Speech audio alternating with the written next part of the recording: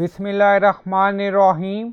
Assalamualaikum. My name is Hassan and today we are going to display username that has completed order in admin order list in WooCommerce WordPress.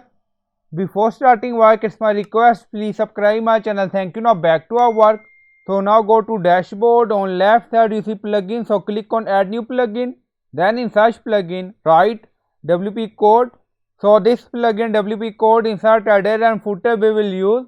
So you will install this plugin and activate it, and after activation on left side you see code snippet and then you see add snippet, so click on it.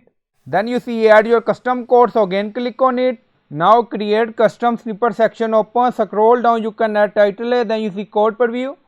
On right side you see code type, drop down select PHP snippet. Now we are going to paste code and you will find this code in video description or in comment section. So we are going to add new column also that show username that has completed order, and then you see column name completed by, so you can add column name according to your requirement.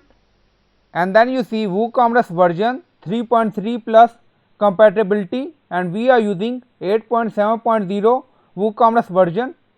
If you want you can remove this line.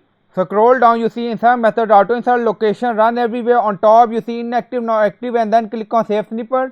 Now snippet created and saved. Go to order list and now refresh the page. Now you see new column added completed by, and then you see username. So we are going to complete one more order. Now select and then you see bulk action, so click on it, change status to completed and then click on apply, and again you see completed by username. So I hope you like this video. Please like, comment, share, subscribe. Thank you for watching.